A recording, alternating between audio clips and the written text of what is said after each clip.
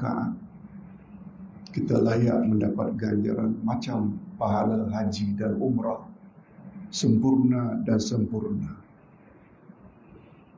Jadi betapa ruginya orang yang salat subuh berjamaah lalu tak mau duduk, padahal tak ada kepentingan, balik begitu saja, tak dapat. Di sini pentingnya kita tahu ayat Quran dan hadis Nabi terhadap ganjaran-ganjaran besar. Bila dah tahu, baru kita dapat laksanakan.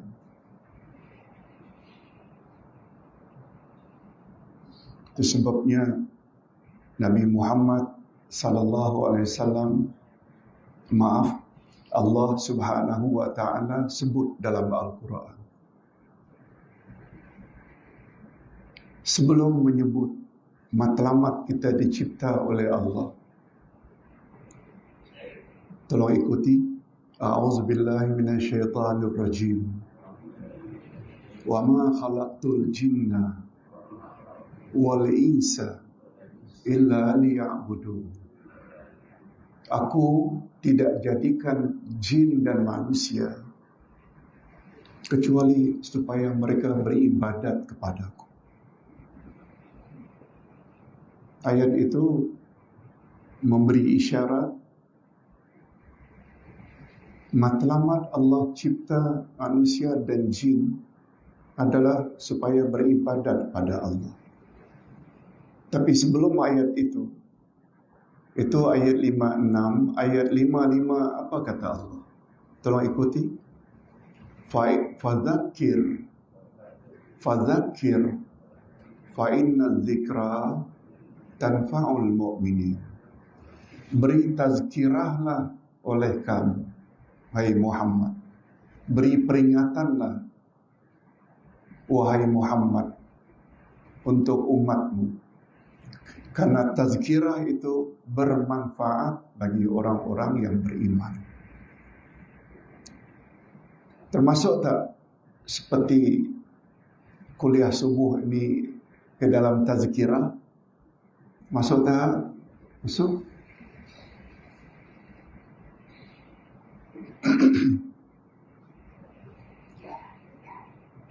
Topik pada pagi ini saya pilih dan beritahu kepada tim admin yang dalam bahasa Arabnya kunu rabbaniyin wala takunu ramadaniyin. Maksudnya, jadilah kamu rabbaniyin, jangan kamu menjadi ramadaniyin. Rabbaniyin maknanya orang yang taat kepada Rabb, Tuhan. Jadilah kamu orang yang senantiasa taat kepada Tuhanmu. Jangan kamu menjadi orang yang hanya taat dalam bulan Ramadan.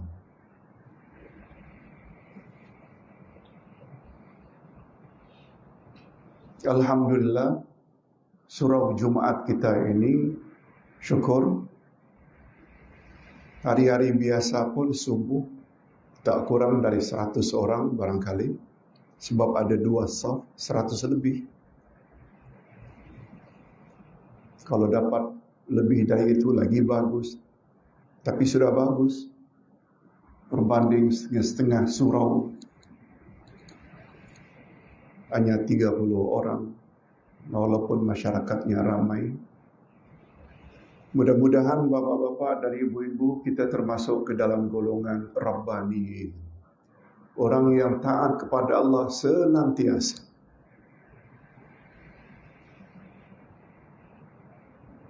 Allah Subhanahu wa taala berfirman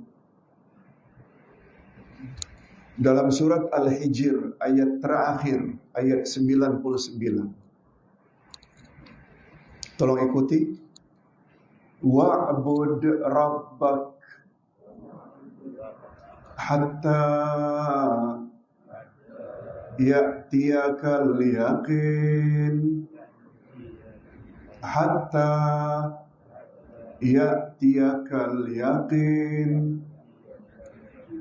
Beribadatlah kamu kepada Tuhanmu sehingga datang yakin. Ayat terakhir surat Al-Hijr. Bapak-bapak dan ibu-ibu, ada orang yang salah dalam menafsirkan ayat ini, yaitu tarikat sesat. Apa mereka artikan ayat ini? Yakin dengan makna ma'rifah. Yakin dengan makna yakin. Padahal bukan itu. Sehingga mereka artikan, untuk apa kita salat, sembahyang, kita dah yakin pun. Beribadatlah kamu kepada Tuhanmu sehingga kamu yakin. Itu salah. Sebab sepakat ulama tafsir mengatakan yakin di sini dengan makna al-maut, mati. Beribadatlah kamu kepada Allah hingga kamu mati. Tapi tarikat sesat telah mengartikan kalau kita sudah yakin salat itu wajib, tak payah salat lagi. Lihat tu. Jauh tak maknanya? Jauh. Rasulullah sallallahu alaihi wasallam sampai akhir hayatnya berpesan dalam keadaan beliau sakit, jangan sekali-kali kamu tinggalkan salat walau dalam keadaan kamu sakit.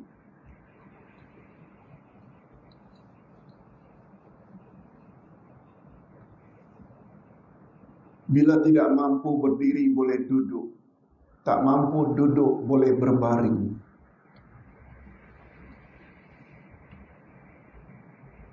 Namun jangan sekali-kali kamu tinggalkan salat. Pertama-tama yang Allah akan tanya nanti setelah kamu mati adalah salat. Bila sempurna salatmu, amal-amal lain ikut sempurna. Bila tak sempurna salatmu, amal-amal lain walau banyak macam mana pun tidak sempurna. Pembeza antara Muslim dengan kafir adalah meninggalkan salat. Siapa meninggalkan salat dengan sengaja, maka kafirlah dia dengan nyata-nyata kafir.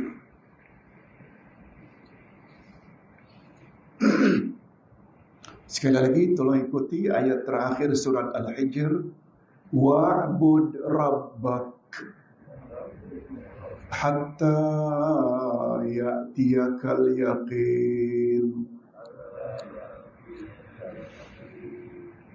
Sembahlah Tuhanmu sehingga kamu mati.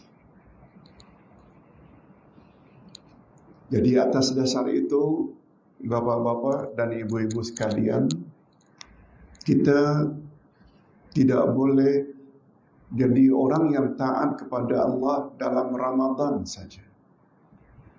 Tapi kita mesti taat kepada Allah senantiasa sampai kita mati. Betul tak kedatangan kematian sesuatu yang kita tak tahu? Berapa banyak orang yang mati dalam sujud? Berapa banyak orang yang mati sedang menari? Berapa banyak orang yang mati sedang memberi ceramah agama? Kita tak tahu.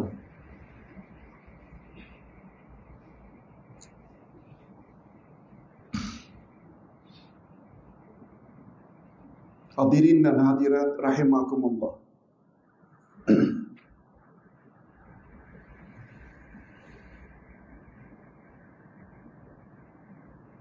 Itu sebabnya Nabi Muhammad sallallahu alaihi wasallam katakan pada Muaz bin Jabal, wahai Muaz bin Jabal, jangan sekali-kali kamu lupa membaca doa setelah salatmu. Ada riwayat pula mengatakan fi duburi kulli salatin. Jangan kamu lupa baca doa sebanyak 3 kali pada penghujung salatmu. Penghujung salat maknanya setelah tahiyat akhir, sebelum salam, baca doa ini.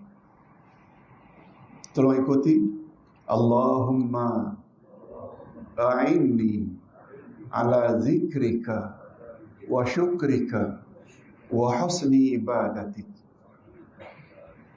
Artinya, ya Allah, bantulah aku untuk senantiasa ingat kepadamu, ala zikrika wa syukrika, bantulah aku, ya Allah, untuk senantiasa mensyukuri nikmat-nikmatmu.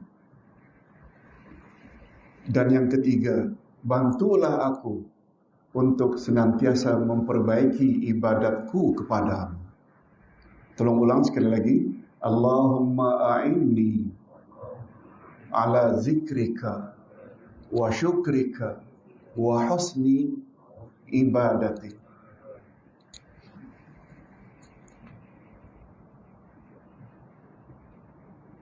Selain doa-doa yang lain, minta supaya dilindungi dari 4 perkara.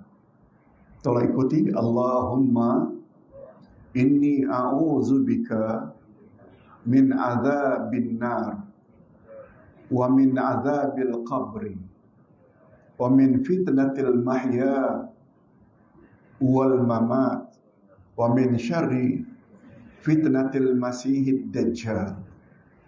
Ya Allah, aku mohon dilindungi dari azab neraka dan azab kubur dan fitnah hidup dan fitnah mati, dan aku juga mohon dilindungi daripada fitnah Dajjal akhir zaman.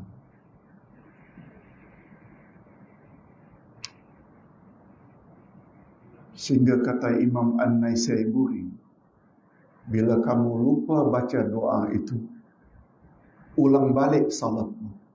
Sampai begitu maknanya kuatnya anjuran Nabi sallallahu alaihi wasallam.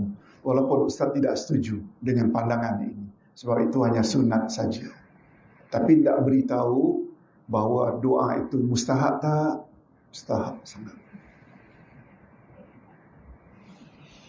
Hadirin dan hadirat serta para jamaah sekalian, berbalik kepada topik pembahasan kita pagi ini.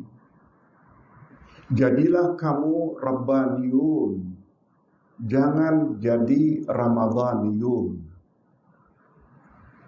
Dalam bulan Ramadan, betul tak sungguh banyak kita telah dilatih bukan saja melaksanakan perintah-perintah Allah, sama ada yang wajib maupun yang sunat, siang dengan puasa, malam dengan tarawih, sahur, tadarus, iftar, memberi makan, sedekah. Semua itu termasuk tak amal-amal saleh yang sangat digalakkan. Malah bukan hanya itu, segala bentuk maksiat kita tinggalkan. Minum arak, berzina, dedah aurat di khalayak ramai, berjudi, semua kita tinggalkan dalam bulan Ramadan. Tapi terdapat tak sesetengah umat Islam begitu berakhir Ramadan, mereka sudah tidak lagi mengaji, mereka sudah tidak lagi berpuasa, mereka tidak lagi tilawah Al-Quran, mereka tidak lagi datang ke masjid untuk salat berjamaah. Wujud tak? Itu jenis manusia Ramadaniyun. bukan rabbaniyun. Mudah-mudahan kita semua termasuk ke dalam rabbaniyun, taat kepada Allah senantiasa, meninggalkan larangan-larangan Allah senantiasa. Itu sebabnya kuliah subuh Ustaz semalam di Kampung Malaysia Raya,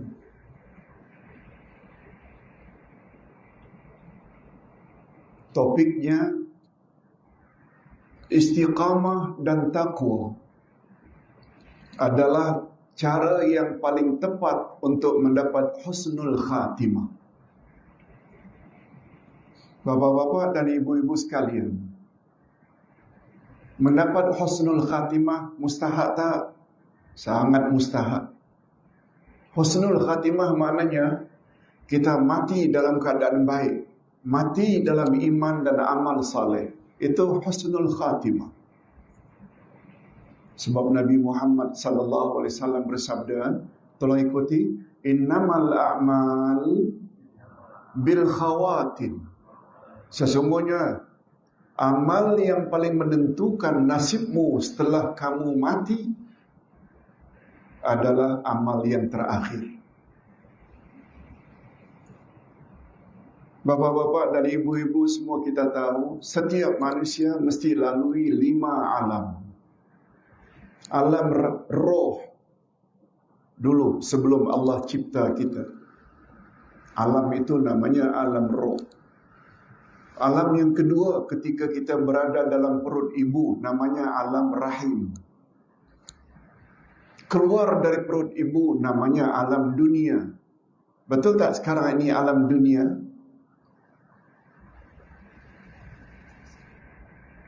Setelah alam dunia kita mati.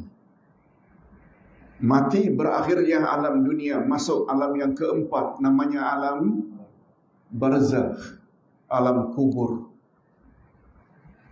Mak bapak kita sudah berada di alam kubur.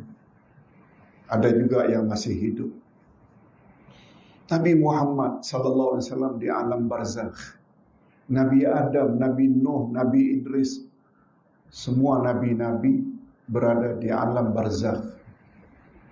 Abu Bakar, Umar, Utsman, Ali, Imam Abu Hanifah, Imam Malik, Imam Asy-Syafi'i, Imam Ahmad ibnu Hanbal, semuanya mereka berada di alam barzakh.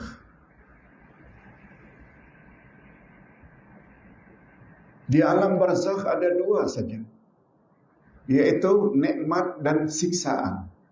Itu sebabnya kita disuruh oleh Nabi mohon dilindungi daripada azab neraka sajakah atau juga azab kubur.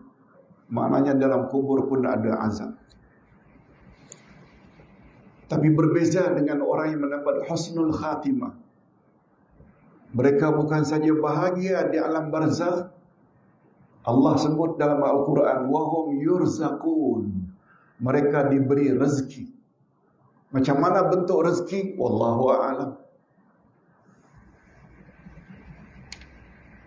Mudah-mudahan kita termasuk ke dalam golongan orang-orang yang mendapat nikmat alam kubur. Dan di alam akhirat juga ada 2 tempat. Tempat siksaan namanya neraka, dan tempat yang penuh dengan nikmat namanya syurga. Mudah-mudahan kita semua termasuk ke dalam golongan orang-orang yang layak masuk syurga Allah. Semua itu sangat tergantung kita mendapat husnul khatimah. Itu sebabnya imam selalu berdoa. Tolong ikuti. Allahumma khtim lana bihusnil khatimah wa la takhtim alaina bisu'il khatimah. Ya Allah, akhirilah hidup kami dalam akhir yang baik, yaitu akhir dalam iman dan amal saleh. Tolong ya Allah, jangan Engkau akhiri kami dalam keadaan yang tidak baik, su'ul khatimah, akhir dalam maksiat. Na'udzubillahi min dzalik.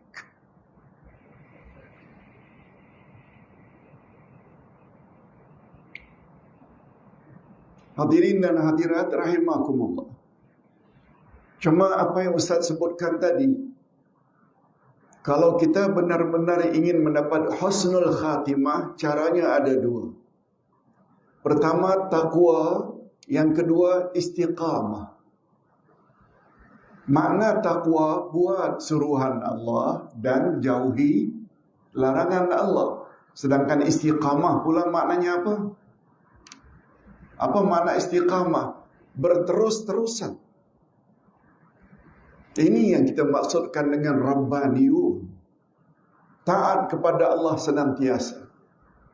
Jangan jadi Ramadaniyun. Bapak-bapak dan ibu-ibu, Tuhan kita yang tahu segala perbuatan kita, perbuatan yang baik ke, perbuatan jahat kita ke, Tuhan hanya tahu perbuatan kita dalam Ramadan saja ke, atau senantiasa. Ramadan saja ke Allah tahu. Yang awak salat berjamaah, yang awak tadarus, yang awak berzikir. Tapi Tuhan kita adalah Tuhan semua bulan dalam setahun. Termasuk Syawal dah, Zulkaidah, Zulhijjah.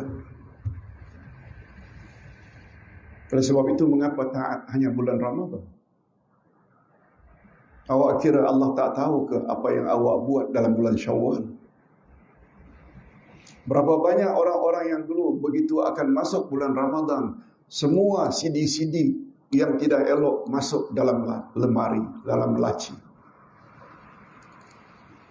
Habis saja Ramadan, buka balik, nonton yang bukan-bukan. Bulan Ramadan tidak berjudi, habis Ramadan tikam loteri lagi. Bulan Ramadan tutup aurat, habis Ramadan dedah aurat lagi di khalayak ramai. Itu yang namanya Ramadaniyun. Kita tak boleh macam itu. Betul tak? Kematian boleh datang anytime. Yes. Itu makna istiqamah. Itu sebabnya Nabi Muhammad SAW ketika ditanya oleh sahabat, seorang badui, seorang yang tidak berpengetahuan tinggi, apa kata badui tersebut? Ya Rasulullah, tolong beritahu aku apa itu Islam. Tapi aku minta supaya Tuhan beritahu secara ringkas saja. Aku tak ingat bila disebut panjang-panjang. Cukup dengan beberapa perkataan saja, ya Rasulullah. Coba dengar apa kata Nabi. Tolong ikuti. Qul amantu billah semastaqim. Kamu katakan saja aku beriman pada Allah, kemudian kamu hendaklah istiqamah. Senang saja. Kamu ingin tahu apa itu Islam? Islam ialah kamu kata aku beriman pada Allah, kemudian kamu mesti istiqamah dengan imanmu itu.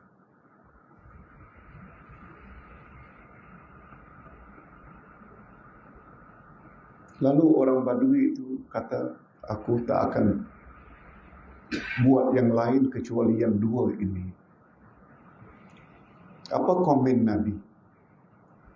Kalau betul sebagaimana yang dia sebut itu, aku akan buat yang dua ini saja dan tak akan tambah. Kalau betul-betul dia laksanakan, dia garanti masuk syurga. Cuma kita kena faham, ekoran daripada keimanan kita kepada Allah betul tak membuat kita taat pada Allah? Taat maknanya buat suruhan, jauhi larangan. Rukun iman yang kedua, iman kepada Rasul. Betul tak ekoran dari keimanan kita terhadap Rasul, kita ikut sunnah Rasul, buat suruhan Rasul, jauhi larangan Rasul. Yang ketiga, iman kepada kitab Allah, iaitu Al-Quran. Betul tak kita baca Quran dan kita ikuti kehendak Quran dalam kehidupan kita? Betul tak? Ekoran daripada iman kita terhadap hari akhirat. Kita senantiasa berusaha agar masuk syurga dan terhindar dari neraka. Iman kepada malaikat, betul tak membuat kita tak tergamak buat perkara tak senonoh. Walaupun jauh di luar negara, sendirian, tak ada orang yang dikenali. Hatta berada di Bangkok, kita tak akan buat perkara-perkara Bangkok. Betul kan? Ustaz sebut Bangkok lah, sebab dia ada kaitan dengan Bangkok. Berzina, berjudi, minum arak. Tidak akan, kalau kita yakin di kiri kanan kita ada malaikat yang senantiasa mencatat. Itu makna iman. Iman bukan hanya di mulut. Tolong ikuti definisi iman. Laisal iman bitamanni walakinnal iman ma waqara fil qalbi wa saddaqahul amal. Iman bukan ucapan mulut. Bukan, aku beriman, no. Iman ialah keyakinan yang tertancap di lubuk hati, lalu dibenarkan dengan tindak tanduk. Kita salat berjamaah subuh, kita datangi bila kedengaran azan. Ada kaitan tak itu dengan keimanan kita terhadap Allah? Yes. Iman mesti diikuti dengan amal.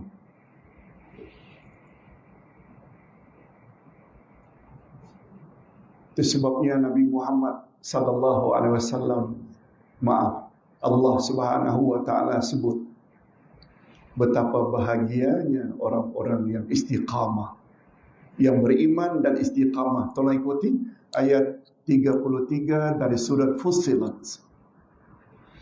Innal ladzina qalu Rabbuna Allah summa istaqamu tatanazzalu alaihimul malaikah alla takhafu wa la tahzanu wa abshiru bil jannah allati kuntum tu'adun. Coba dengar baik-baik terjemahan ayat. Bahagianya orang bila ada dua sifat ini. Sesungguhnya orang-orang yang beriman, kemudian mereka istiqamah dengan keimanan mereka. Betul tak ada iman dan istiqamah? Exactly macam yang Nabi sebut tadi. Kamu ingin tahu tentang Islam? Singkat tapi padat. Katakan saja, aku beriman pada Allah, kemudian hendaklah kamu istiqamah. Sama tak dengan maksud ayat? Ustaz ulang sekali lagi. Innal ladzina qalu rabbuna Allahu summa istaqamu. Sesungguhnya orang-orang yang beriman, orang-orang yang berkata kami beriman pada Allah, kemudian mereka istiqamah. Lalu apa kata Allah? Tatanazzalu alaihimul malaikah. Niscaya turunlah malaikat-malaikat kepadanya.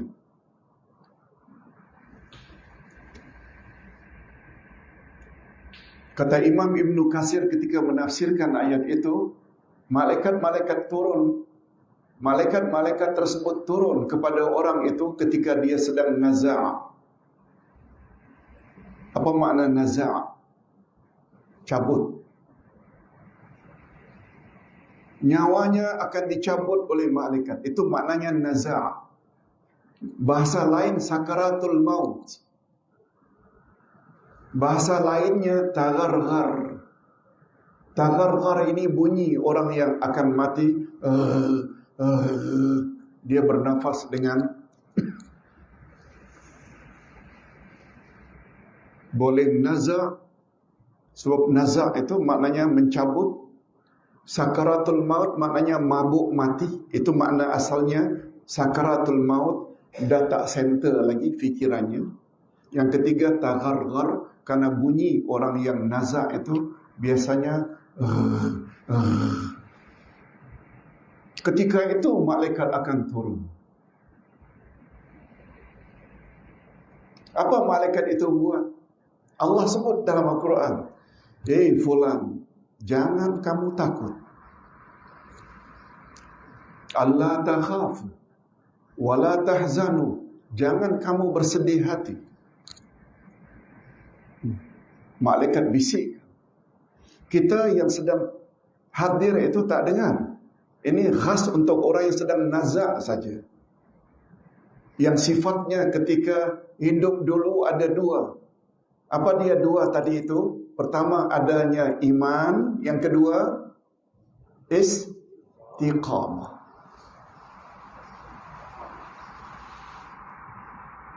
Itu baru dua, jangan takut. Makna takut ni dalam bahasa Arab beza dengan sedih. Takut tentang future. Jangan takut masa depan. Jangan sedih. Sedih maknanya jangan sedih mengenang masa silam.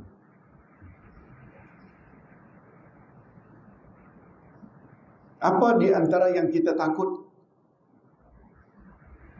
Pertanyaan mukar wa nakir dalam kubur. Betul tak? Sebab kita sedang nazak.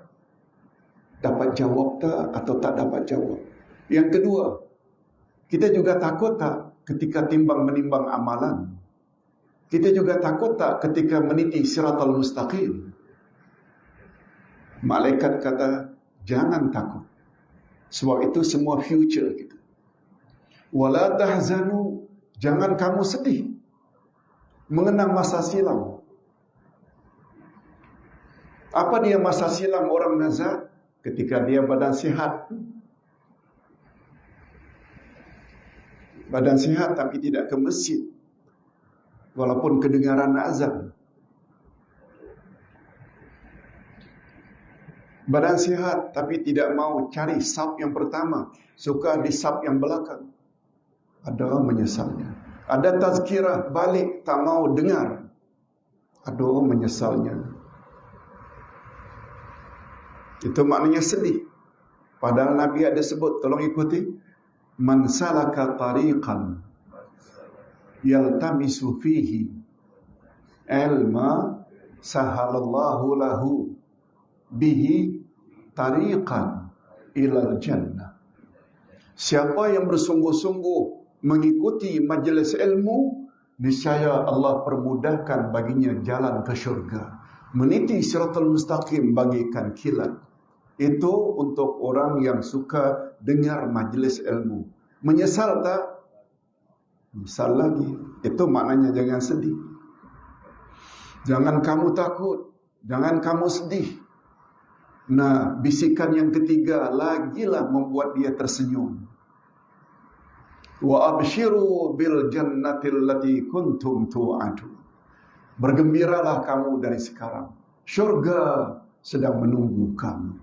Allahu Akbar. Itu sebabnya kadang-kadang orang yang sedang nazak, dia tersenyum. Tidak mustahil dia sedang dengar bisikan itu. Betul tak? Kita tak dengar. Besar kemungkinan dia dengar itu. Allahu Akbar. Allahu Akbar. Begitu hebatnya peranan istiqamah. Iman kena mantapkan, kemudian istiqamah. Bahasa modernnya istiqamah ini konsisten. Itu sebabnya bapak-bapak dan ibu-ibu yang saya hormati sekalian, orang yang hanya taat kepada Allah dalam bulan Ramadan, tapi tidak taat kepada Allah pada bulan-bulan seterusnya, tergolong tak ke dalam orang-orang yang istiqamah? Tergolong tak? No.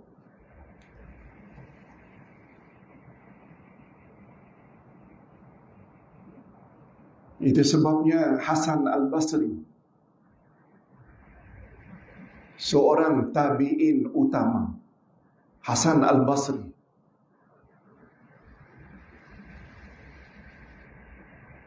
beliau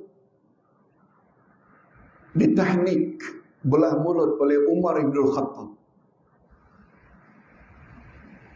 Belah mulut dan didoakan oleh Umar. Akhirnya beliau menjadi ulama yang terkenal dari ulama Ahlus Sunnah wal Jamaah. 3 tahun setelah beliau lahir, ditahnik dan didoa oleh Umar. Umar mati dibunuh sebagai khalifah yang kedua setelah Abu Bakar. Itu sebabnya dia bukan sahabat. Sebab definisi sahabat, orang yang jumpa Rasul, masuk Islam dan mati dalam Islam. Termasuk tak Abu Bakar, Umar, Utsman dan Ali? Yes. Tapi Hasan Al-Basri bukan sahabat. Sebab dia tak jumpa. Dia hanya jumpa Umar bin Khattab. Maknanya dia tabi'in.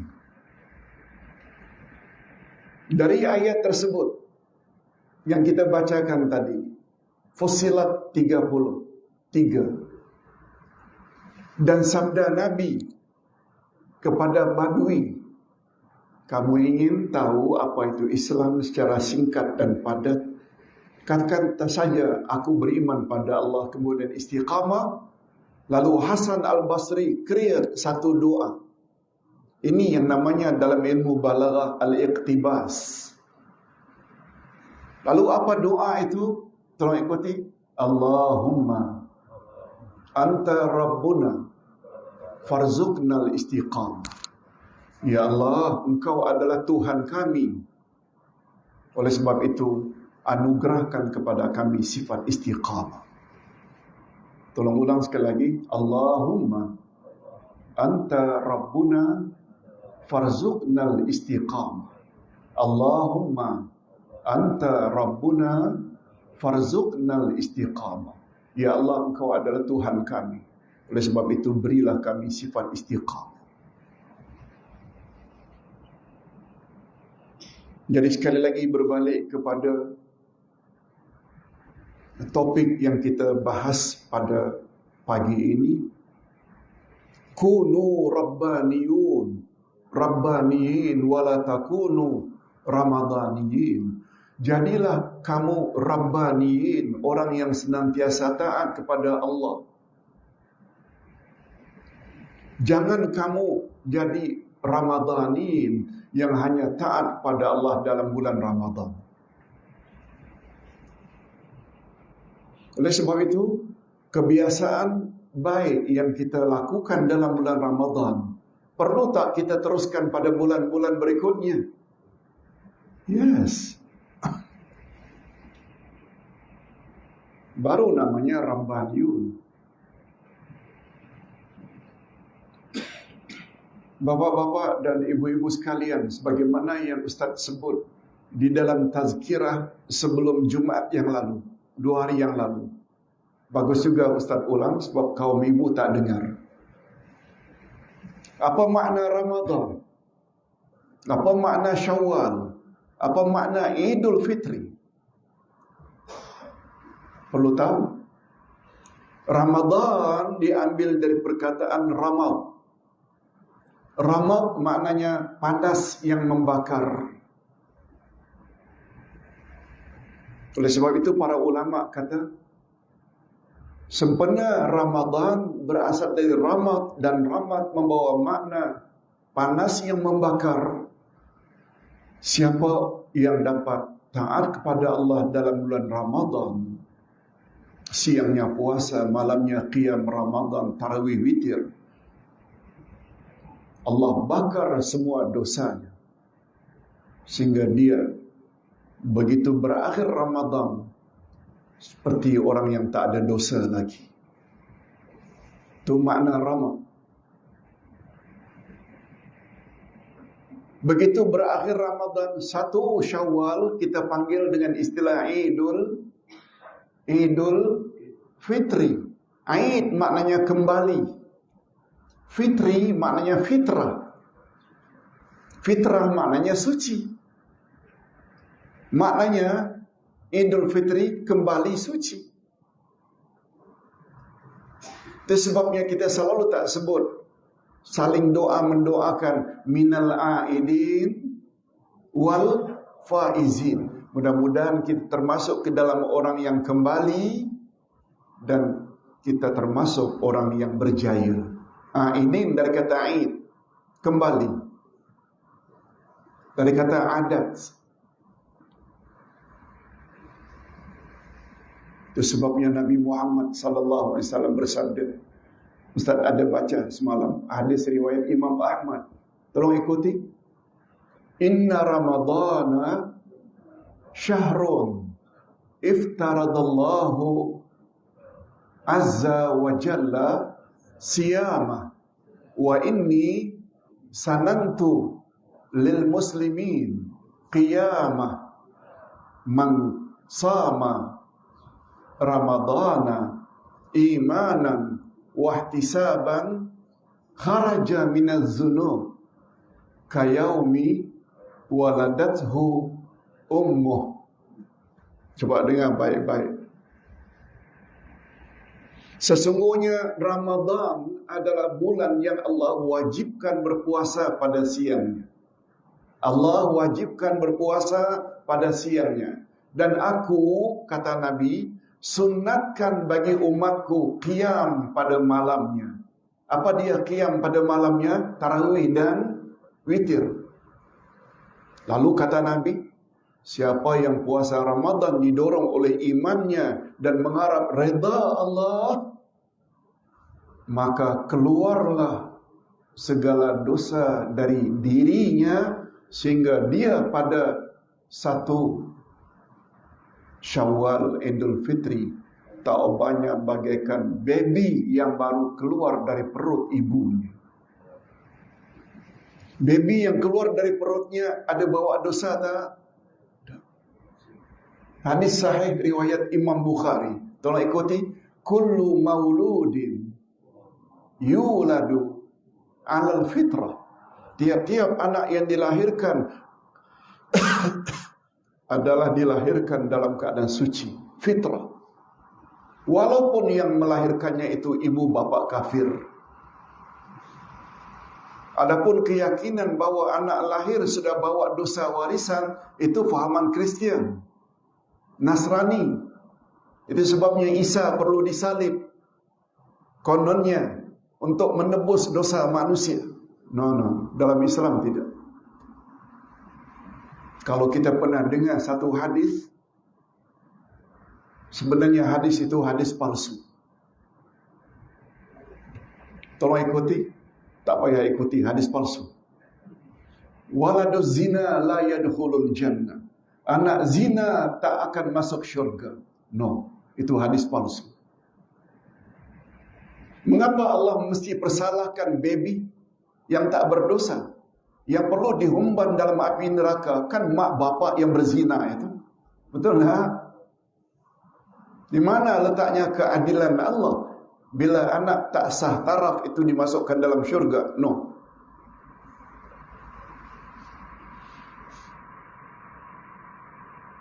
Malah kita berani mengatakan anak halal pun, anak sah taraf pun juga akan dilempar dalam neraka bila dewasanya tidak beriman dan beramal saleh. Betul tak? Walau dia anak halal.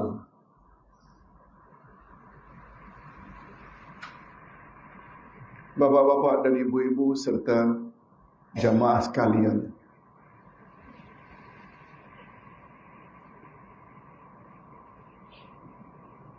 jadi ketaatan kita kepada Allah Azza wa Jalla mestilah berterus-terusan. Setelah Idul Fitri yang kembali makna fitrah, dalam hadis tadi, begitu berakhir Ramadan, siangnya puasa, malamnya qiyam. Idul Fitri maknanya kembali kepada suci, sebagaimana yang disebut oleh hadis tadi, sehingga dia taubahnya seperti baby yang baru keluar dari perut ibu. Itu sebabnya Syawal dalam bahasa kita atau bahasa Arab maknanya irtafa. Bila kita buka kamus Arab English, Syawal maknanya upgrade. Upgrade, betul tak? Upgrade membawa makna peningkatan. Sepatutnya meningkat ketaatannya kepada Allah pada bulan-bulan berikutnya. Apa sebab?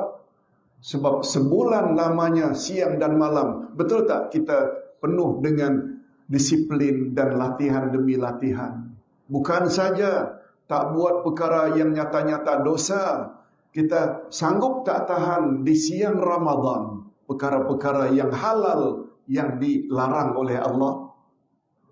Buka peti ais, ada minuman, ada makanan, ada kuih yang lezat cita rasanya. Halal tak pada asalnya hukum tersebut kita makan? Tapi karena Allah kata tak boleh makan, kita tetap akan makan. Kita punya isteri, tak ada orang di rumah, suami dan isteri. Betul tak isteri yang kita kawini dengan secara sah, perkawinan yang sah, halal untuk kita hubungi di siang Ramadan, tapi dilarang oleh Allah melalui lisan Rasulnya, jangan kamu mengadakan hubungan kelamin di siang Ramadan. Betul tak kita sanggup untuk meninggalkannya? Nah, latihan demi latihan tersebut di siang dan malam Ramadan, di mana kesannya bila masuk bulan Syawal, yang artinya peningkatan. Mengapa justru masuk Syawal langsung merudum? Yang selama ini tak buat dosa, lalu buat dosa balik. Yang selama ini taat, tidak taat lagi kepada Allah. Ini yang Ustaz maksudkan. Jadilah kamu Rabbaniyun, jangan jadi Ramadaniyun. Taat hanya dalam bulan Ramadan. Mudah-mudahan bapak-bapak dan ibu-ibu, apa yang Ustaz sampaikan pada pagi ini jadi ingatan kita selalu. Yang mustahak untuk mendapat husnul khatimah perlu apa tadi dua? Pertama, takwa. Takwa maknanya buat suruhan dan jauhi larangan. Dan suruhan dan larangan itu perlu tak kita buat terus-menerus? Itu sebabnya Ustaz katakan di Kampung Malaysia Raya semalam, ini tidak bermakna orang yang bertakwa itu tak pernah buat dosa. Salah. Orang yang bertakwa juga orang yang pernah buat dosa. Tolong ikuti ciri-ciri orang yang bertakwa yang dibaca oleh imam tadi pada rakaat yang pertama. Kebetulan Ustaz masuk, ayat itu dibaca. Tolong ikuti.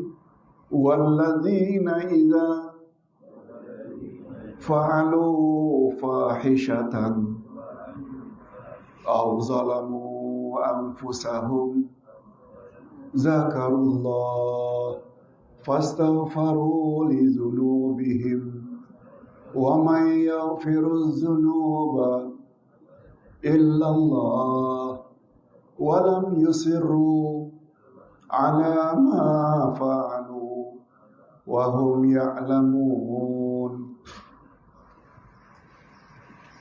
Ayat itu bermula dari ayat 133, 134, 135, 136. Yang kita baca tadi ayat 135. Ustaz terjemahkan dulu supaya kita faham maksud ayat.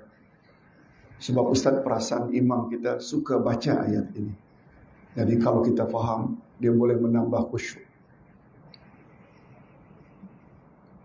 Ayat itu bermula dengan wasari'u ila maghfiratin min rabbikum wa jannatin 'arduha as-samawati wal ardu wa'iddat lil muttaqin. Bersegeralah kamu memohon ampunan dari Tuhanmu. Bersegeralah kamu memohon syurga yang lebarnya bagaikan jarak antara langit dengan bumi. Allah sediakan syurga seperti itu hanya untuk orang-orang yang bertakwa. Wa'iddat lil muttaqin. Lalu Allah sebut 5 sifat orang yang bertakwa dalam ayat itu. Ingat selalu ya, Ali Imran 133. Mohonlah ampunan kepada Tuhanmu dan syurga yang lebarnya saja bagaikan langit dan bumi disediakan oleh Allah syurga itu untuk orang-orang yang bertakwa. Lalu Allah sebut 5 sifat orang yang bertakwa. Mereka suka memberi infak, sedekah. Tak kira mereka senang atau susah. 1. Mereka dapat menahan amarah bila mereka marah. Dapat menahan. Tidak panas barang. Yang ketiga, mereka suka memaafkan dosa orang lain. Dan yang keempat, Allah suka kepada orang yang berbuat baik, orang yang berbuat ihsan. Yang keempat. Nah, yang kelima, ayat yang kita bacakan tadi. Sifat kelima orang-orang yang bertakwa, mereka apabila buat perkara-perkara keji. Perkara keji ini termasuk zina, homoseksual, LGBT, atau mereka menzalimi diri mereka sendiri, iaitu buat dosa-dosa besar lainnya. Mereka segera ingat kepada Allah, lalu mereka taubat. Ustaz ulang, sifat kelima orang yang bertakwa, iaitu orang yang apabila mereka melakukan perbuatan keji dan menzalimi diri, mereka segera ingat kepada Allah. Sebab mereka yakin tidak ada yang dapat mengampuni dosa kecuali hanya Allah. Dan mereka berjanji tidak akan mengulangi lagi dosa yang sama pada masa hadapan. Sedangkan mereka tahu itu adalah dosa. Itu syaratnya. Maknanya orang yang bertakwa, termasuk tak orang yang pernah buat dosa, tapi syaratnya dia segera ingat pada Allah, dia segera taubat, dia berjanji tidak akan ulang lagi. Lalu apa kata Allah bagi orang yang memiliki 5 sifat ini? Tolong ikuti. Ulaika alaihim Ulaika lahum maghfiratum min rabbihim wa jannatin tajri min tahtihal anhar khalidina fiha wa ni'ma ajrul amilin. Bagi orang yang telah memiliki 5 sifat itu, apa 5 sifat itu? Suka bersedekah, tak kira senang atau susah. Yang kedua, dapat menahan amarah. Yang ketiga, suka memaafkan dosa orang lain. Yang keempat, mereka suka berbuat ihsan. Dan yang kelima, mereka apabila terlanjur buat dosa, mereka segera ingat pada Allah dan berjanji tidak akan mengulangi lagi. Lalu apa kata Allah? Bila 5 sifat itu ada pada orang tersebut, mereka layak mendapat ampunan Allah, dan Allah akan masukkan mereka ke dalam syurga yang mengalir di bawahnya sungai-sungai. Mereka kekal abadi di dalamnya. Wa ni'ma ajrul amilin. Itulah ganjaran yang sebaik-baiknya bagi orang yang mengamalkannya. Ingat selalu kata ulama tafsir, wa ni'ma ajrul amilin. Ganjaran itu, yaitu ampunan Allah dan syurga, hanya untuk orang yang mengamalkannya. Allah tidak sebut wa ni'ma ajrul alimin. Sungguh besar ganjaran bagi orang yang mengetahui. Alim itu mengetahui. Allah tak sebut alim. Amilin maknanya orang yang mengamalkannya. Jadi kalau kita tahu ada 5 syarat untuk mendapat ampunan Allah dan syurga, tidak sekedar teori, tahu, oh itu. Sedangkan kita tidak amalkan, tidak suka memberi infak, tidak dapat menahan amarah, tidak suka memaafkan dosa orang lain, tidak suka berbuat ihsan, lalu bila berbuat dosa tidak segera minta ampun pada Allah. Tidak cukup. Kita perlu laksanakan dalam kehidupan sehari-hari. Allahu Akbar. Betul tak?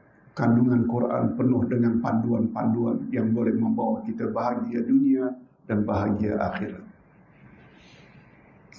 Saya kira cukup sampai di sini dulu. Ustaz sengaja minta hari ini kuliah subuh Sebab biasanya Ustaz akan buat di sini Sabtu yang kedua. Sebab lusa Ustaz akan ke Batam selama seminggu. Jadi Sabtu itu berada di Batam. Jadi Ustaz minta dimajukan hari ini. Mudah-mudahan ada manfaatnya. Alhamdulillahirrabbilalamin. Wassalatu wassalamu ala asyrafil anbiya'i wal mursalin wa ala alihi wa sahbihi ajma'in.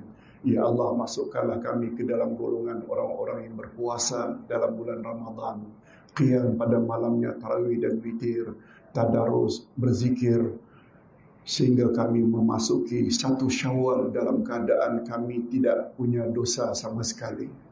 Ya Allah, jadikanlah bulan Syawal ini dan bulan-bulan berikutnya sesuai dengan makna Syawal, peningkatan, menjadi kami orang-orang yang senantiasa meningkat. Peningkatan dengan makna berterus-terusan walaupun kita lakukan amal itu secara sedikit-sedikit. Sebab Rasulullah sallallahu alaihi wasallam bersabda, "Inna ahabbal amali indallahi adwamuhu wa in qalla." Sesungguhnya amal yang paling disukai oleh Allah adalah amal yang berkekalan walaupun amal itu dilakukan sedikit-sedikit. Allahumma anta rabbuna farzuqnal istiqamah. Allahumma anta rabbuna farzuqnal istiqamah. Allahumma anta rabbuna farzuqnal istiqamah. Ya Allah, Engkau adalah Tuhan kami. Oleh sebab itu, berilah kami anugerah istiqamah, iaitu berterus-terusan untuk senantiasa menjadi hamba-Mu yang senantiasa melakukan amal saleh. Allahumma ja'alna minar rabbaniyin wa la taj'alna minar ramadhaniyin. Ya Allah, jadikanlah kami sebagai orang rabbaniyun yang senantiasa taat kepadamu. Janganlah Engkau jadikan kami setakat ramadhaniyun yang hanya taat kepadamu dalam bulan Ramadan. Wa sallallahu Allahumma khtim lana bihusnil khatimah wa la takhtim alaina bisu'il khatimah. Ya Allah, akhirilah hidup kami dalam keadaan akhir yang baik, dan janganlah Engkau akhiri hidup kami dalam keadaan yang tidak baik. Wa sallallahu ala nabiyyina Muhammad wa ala alihi wa sahbihi ajma'in. Subhana rabbika rabbil izzati amma yasifun wa salamun alal mursalin walhamdulillahi rabbil alamin. Subhanakallahumma wa bihamdik asyhadu an la ilaha illa anta astaghfiruka wa atubu ilaik. Assalamualaikum.